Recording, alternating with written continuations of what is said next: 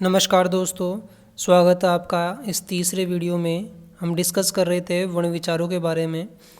देखो, हमने नोट्स में डिस्कस किया था, यानी राइटिंग में डिस्कस किया था। सबसे पहले भाषा कैसे बनती है, वापस रिवीजन चल रहा है, तो वो दोनों जो वीडियो पास्ट के थे वो इसमें कवर हो जाएंगे। तो भाषा की सबसे छोटी इकाई है कौन? ध्वनि। लेकिन वो किसके आधार पर है? उच्चारण के आधार पर। देखो, इसके बाद में कौन है? वर्ण आता है। इसके बाद में कौन आता है? शब्द आता है। इसके बाद में कौन आता है? वाक्य आता है। इसके बाद में कौन आएगा? अनुच्छेद आएगा। और अनुच्छेद के बाद में क्या बनेगी? भाषा। तो इस प्रकार से क्रम है किसका? लैंग्वेज का, हिंदी भाषा का। ठीक है। अब इम्पोर्टेंट क्वेश्चन जो मैं बता रहा था आपको, ध्वनि का लिखित रूप वर्ण।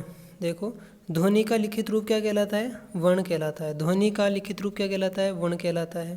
तथा ध्वनि का उच्चारित रूप अक्षर कहलाता है। ठीक है। ध्वनि का लिखित रूप तो वर्ण कहलाता है, और ध्वनि का लिखित रूप तो वर्ण, और ध्वनि का उच्चारित रूप जो अपन उच्चारित करते हैं उसे क्या कहते हैं? अक्षर कहते हैं। ठीक है। एवं वर्णों के व्यवस्थित एवं क्रमबद्ध समूह को वर्णमाला कहते हैं। ठीक है। जो क्रमबद्ध समूह है उसे वर्णमाला कहेंगे, जो व्यवस्थित रूप है वर्णमाला कहलाएगी। ठीक है। अब ये अक्षर क्या है? जिस वर्ण के कभी खंड नहीं किए जा सकते। ठीक है। जिस वर्ण के कभी खंड नहीं किए जा सकते वो क्या कहलाता है? अक्षर कहलाता है।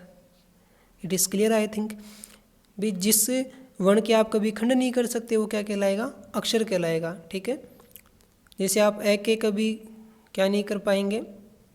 टुकड़े नहीं कर पाएंगे। भाषा की सबसे छोटी इकाई, ठीक है, ध्वनि। लेकिन देखो, भाषा की सबसे छोटी इकाई ध्वनि भी है, वर्ण भी है, शब्द भी है। ठीक है। भाषा की सबसे छोटी इकाई ध्वनि भी है, वर्ण भी है, शब्द भी है। लेकिन पहली भाषा की सबसे छोटी इकाई ध्वनि है, लेकिन उच्चारण के आधार पर, ये इंपॉर्टेंट है, उच्चारण के आधार पर तो कौन है? ध्वनि है। ये लो, उच्चारण के आधार पर कौन हुई? ध्वनि हुई। लिखित रूप पर कौन हुई? वर्ण। ठीक है। लिखित रूप पर भाषा की सबसे छोटी इकाई कौन हुई? वर्ण। ठीक है। एवं भाषा की सबसे छोटी सार्थक इकाई, यानी इसका कोई अर्थ निकलता हो, वो क्या कहलाता है आपके पास? शब्द। ये भी भाषा की सबसे छोटी इकाई है। तो ये 3 क्वेश्चन मैंने पहले भी क्लियर करवा दिए हैं, और अब ये नोट्स से भी अपन चल रहे हैं, उसमें भी आप अच्छे से देख सकते हैं। तो आपको बिल्कुल सीधा सीधा क्वेश्चन दिख रहे होंगे यहाँ पे कि भाषा की सबसे छोटी इकाई 3 है, ध्वनि भी है आपके पास, शब्द भी है, ठीक है, और वर्ण भी है। वर्णमाला क्या कहलाती है भाई? वर्णों का व्यवस्थित रूप वर्णमाला है। अब आगे चलते हैं थोड़ा सा अपन, जो मैंने आपको वर्ण पढ़ाए। वर्ण कितने होते हैं अपने? मूल वर्ण। ठीक है। मैं बात किसी कर रहा हूँ? मूल वर्णों की बात कर रहा हूँ। ठीक है। तो मूल वर्ण कितने होते हैं? 11 तो स्वर होते हैं और 33 व्यंजन होते हैं। कितने हो गए? 44, यानी 44 आपके पास क्या हो गए? वर्ण हो गए। ठीक है। ये सिर्फ अपन मूल वर्णों की बात कर रहे हैं अभी। ऐसा नहीं है कि संपूर्ण वर्ण इसमें आ गए, ऐसा कुछ नहीं। मूल वर्ण है, इसमें संयुक्त वर्ण होंगे, संयुक्त व्यंजन होंगे, तो संयुक्त व्यंजन को भी अपन 33 में जोड़ देंगे। ठीक है। और स्वर है, अंग और है 2 रह जाते हैं, उनको भी अगर बात करें तो वो भी जुड़ जाते हैं। लेकिन मूल स्वर अपने पास 11 है, मूल व्यंजन कितने? 33 है। अब देखो, स्वर क्या होते हैं? जो स्वतंत्र रूप से उच्चारण किए जाते हैं। ठीक है। उच्चारण कैसे होता है इनका? स्वतंत्र कैसे कि अपन जब उसको बोलते हैं तो वो किसी की सहायता नहीं लेता। जिसे ए बोलेंगे तो ए किसी की सहायता नहीं ले सकता। ए खुद में पूर्ण है, स्वतंत्र पूर्ण है, और वो उच्चारित होता है तो स्वतंत्र होता है, उसको किसी की सहायता की आवश्यकता नहीं है। लेकिन अगर जब बोले कै, तो कै में देखो आप ए आ रहा है, यानी कै को उच्चारण करने के लिए, कै को उच्चारित करने के लिए किसकी आवश्यकता हो रही है? यहाँ पे ए की आवश्यकता हो रही है। तो व्यंजन तो क्या होते हैं? जिनको बोलने के लिए स्वरों की आवश्यकता होती है। लेकिन स्वर क्या होते हैं? जो स्वतंत्र रूप से बोले जाते हैं, जिनको बोलने के लिए, जिनका उच्चारण करने के लिए किसी अन्य स्वर की आवश्यकता, अन्य किसी की आवश्यकता नहीं होती। ठीक है। तो ये स्वतंत्र रूप से बोले जाते हैं। ये क्या कहलाते हैं? स्वर कहलाते हैं। अब देखो, स्वर कितने अपने पास? 11 है। ए है, आ है, ई है, बड़ी ई है, ऊ है, बड़ा ऊ है, री है, ए, आई, ओ, औ। ठीक है। तो ये अपने पास क्या है? इस प्रकार से आपके पास क्या है? स्वर है। अब इन स्वरों को क्या कर दिया गया है? 2 भागों में बांट दिया गया है। ठीक है। इन स्वरों को क्या कर दिया गया है, बोलने के आधार पर 2 भागों में बांट दिया गया है, ठीक है। ऐसे तो 3 भागों में बांटा गया है इनको। एक प्लुत स्वर भी होता है, लेकिन उनका संस्कृत में अपन क्या करते हैं, जिक्र करते हैं। तो देखो पहले अपने पास क्या है, स्वरों के 2 प्रकार होते हैं। पहला कौन सा है, ह्रस्व स्वर है, समझ में आ रहा है आपको। पहला स्वर कौन सा है, अश्व स्वर है, दूसरा कौन सा है, दीर्घ स्वर है, ठीक है। तो पहला कौन सा है, ह्रस्व स्वर, और दूसरा कौन सा, दीर्घ स्वर। अब तीसरा भी बताया गया आपको बॉक्स में, संस्कृत में स्वरों का तीसरा भेद प्लुत स्वर होता है, जो वेदों में प्रयुक्त होता है, ठीक है। जैसे ओम है, ये क्या होता है, त्रिमात्रिक स्वर भी कहते हैं इसको। इसको बोलने में ऐसा लगता है जैसे अपने 3 बार बोल दिया हो, जैसे ओम, तो ओ अपने चलता ही जा रहा है, ठीक है। ह्रस्व क्या होते हैं, दीर्घ क्या होते हैं, इसकी चर्चा करते हैं अपन अभी। देखो ह्रस्व स्वर, ह्रस्व स्वर जिन स्वरों के उच्चारण में कम समय लगता है, ठीक है। आप देख पा रहे होंगे जिन स्वरों को बोलने में क्या होता है, कम समय लगता है, ठीक है। जिन स्वरों को बोलने में कम समय लगता है वो क्या कहलाते हैं अभी, तो जिन स्वरों के उच्चारण में कम समय लगता है ह्रस्व स्वर कहलाते हैं। It is clear I think. ह्रस्व स्वरों को देखो एक मात्रा के होते हैं, तो एक मात्रिक स्वर कहेंगे, ठीक है। लघु स्वर भी इनको कहते हैं और मूल स्वर भी इनको कहते हैं। एक मात्रिक क्या, आप याद भी कीजिए साथ के साथ, एक मात्रिक स्वर कहते हैं, लघु स्वर कहते हैं इनको, ठीक है, यानी छोटे स्वर। और मूल स्वर, जो मूल स्वर है यानी इनमें कोई मिलावट नहीं है, खुद की भी मिलावट नहीं है, ठीक है। तो ये कौन कौन से हैं, ए है, ई है, ऊ है और री है। आप पीछे वाले 2 वीडियो डाले हैं मैंने, उसमें भी इसको देख सकते हैं। तो ये 4 अपने पास कौन से हैं, ह्रस्व स्वर है, आराम से आप देख सकते हैं उनको भी। दीर्घ स्वर कौन से हैं, अब देखो ये एक मात्रिक थे तो ये द्विमात्रिक हो जाएगा, ये लघु है तो ये दीर्घ हो जाएंगे, ये मूल है तो ये संयुक्त हो जाएंगे, ठीक है, मिश्रित हो जाएंगे। तो इस प्रकार से दीर्घ स्वर कौन से स्वर होते हैं, जिनमें बोलने में दुगना समय लगता है, ठीक है। तो इनका अन्य नाम क्या है, द्विमात्रिक स्वर, मिश्रित स्वर, संयुक्त स्वर, संधि स्वर, दीर्घ स्वर, इसे गुरु स्वर भी इनको कहते हैं। तो ये कितने हैं, 7 है। 4 और 7 कितने हो गए, 11। जो मूल स्वर अपने पास कितने थे, 11 थे। It is clear I think, आप सभी को ये क्लियर हो गया होगा। अब देखो इन स्वरों को बांट दिया है, ये तो ह्रस्व स्वर है, लेकिन इन दीर्घ स्वरों को भी क्या कर दिया गया, बांट दिया गया है। क्योंकि दीर्घ स्वर अकेले स्वर नहीं है, इसमें किसी न किसी चीज, किसी स्वर का मिश्रण है। वो मिश्रण कैसे, देखते हैं। देखो ये आपके पास आ गया, 2 भागों में बांटा इसको, ठीक है। कौन से स्वर को 2 भागों में बांटे अपन ने, दीर्घ स्वर को वापस अपन ने 2 भागों में बांट दिया है। एक तो स्वयं दीर्घ और दूसरा संयुक्त। ये लो, पहला कौन सा बांटा, दीर्घ, और दूसरा कौन सा बांट दिया है, संयुक्त स्वर बांट दिया। अब दीर्घ स्वर क्या होते हैं, जो स्वयं से ही मिलके बने होते हैं। जैसे अपन ने यहाँ पे क्या किया, दीर्घ स्वर में ए प्लस ए बराबर क्या हो गया, आ हो गया। ई प्लस ई क्या हो गया, बड़ाई हो गया। ओ प्लस ओ क्या हो गया, बड़ाऊ हो गया। तो ये खुद जैसे ए और ए दोनों एक जैसे ही मिलके बने होते हैं। ये ई दोनों एक जैसे है ना, ऊ दोनों एक जैसे है ना, इस प्रकार से बनते हैं। लेकिन संयुक्त में ऐसा नहीं है, संयुक्त में बिल्कुल भी ऐसा नहीं है। संयुक्त में क्या होता है, ये एक जैसे नहीं होते, इनमें 2 स्वरों का मिश्रण होता है, इसलिए संयुक्त स्वर कहते हैं, संधि स्वर कहते हैं। जैसे ए प्लस ई बराबर में क्या बना, ए। आ प्लस ए बराबर आई।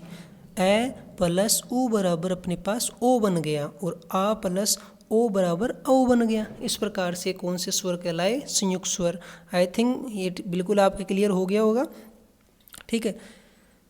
अब ये पहला अपन ने कैसे बांटा, बोलने के आधार पर, उच्चारण के आधार पर बांट दिया। अब दूसरा आधार जो अपना है स्वरों को बांटने का, वो जीभ के प्रयत्न के आधार पर।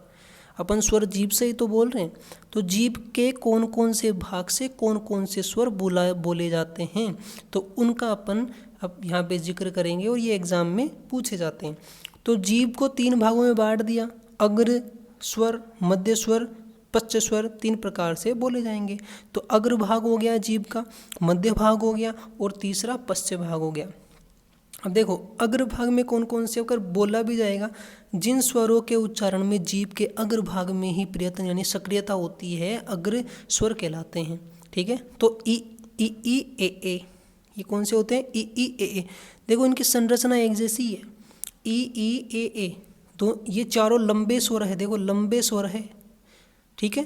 तो ई ई ए ए, मध्य में कौन आता है, सिर्फ ए आता है, मध्य में कौन आता है, सिर्फ ए आता है, और पश्चिम में बचे जो शेष बचे हैं वो सारे के सारे आ जाएंगे। तो जीभ के प्रयत्न के आधार पर कौन से हैं, it is very easy I think, अग्र स्वर, मध्य और पश्च स्वर, 3 प्रकार से अपन स्वर आ जाएंगे।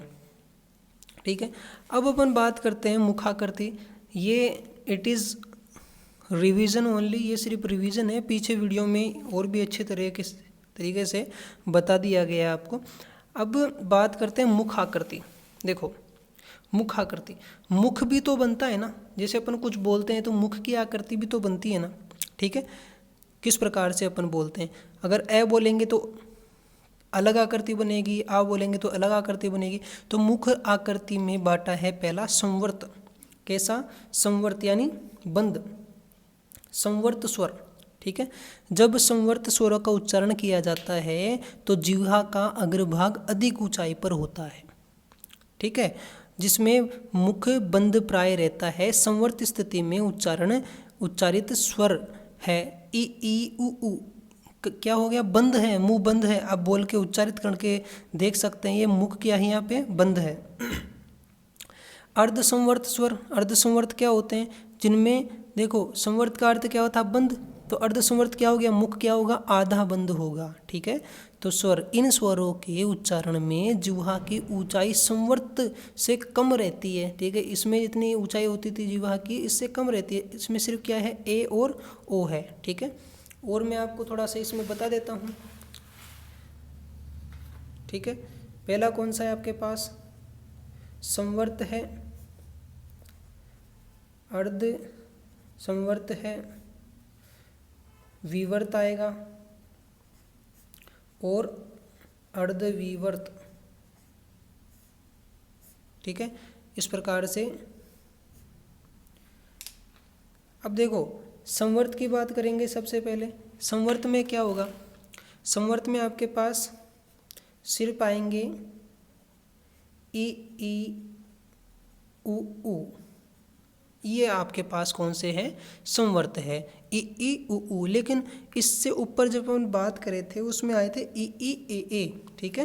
लेकिन इसमें क्या है, ई ई उ उ। अर्ध संवर्त में क्या आता है, अर्ध संवर्त में आपके पास आ जाएगा ए और ओ। ठीक है। विवर्त में क्या आ जाएगा, आ जाएगा ओनली। और अर्ध विवर्त में इस अर्ध संवर्त का बड़ा रूप आ जाएगा। ए का बड़ा रूप क्या होता है, आई, ओ का औ, ये लो। It is clear I think, बिल्कुल क्लियर है। तो इस प्रकार से अपन ने देखा विवर्त, अर्धविवर्त, संवर्त और अर्ध संवर्त। ठीक है। और अब लास्ट बच जाता है अपने पास, ये आखिरी है, और ओष्ठाकृति। ओष्ठाकृति यानी जो होठ है उसकी आकृति के आधार पर बांटा गया है इन स्वरों को। तो जब बोलेंगे तो या तो वर्ताकार स्वर बनेंगे, मतलब वर्ताकार होठ बनेंगे, या फिर अवर्ताकार होठ बनेंगे। इसी के आधार पर वर्ताकार स्वर बनाए और अवर्ताकार स्वर बना दिए। वर्ताकार में कौन कौन से हैं, देखो बोल के भी देख सकते हैं आप। सबसे पहले उ ओ औ, ठीक है, और ओ। लेकिन ए आ ई ए इसमें अवर्ताकार है, तो ये तो बहुत ही ईजी है। ठीक है। और ये टेबल देख लीजिएगा आप। ठीक है। टेबल में क्या है आपके पास, ये बताया है,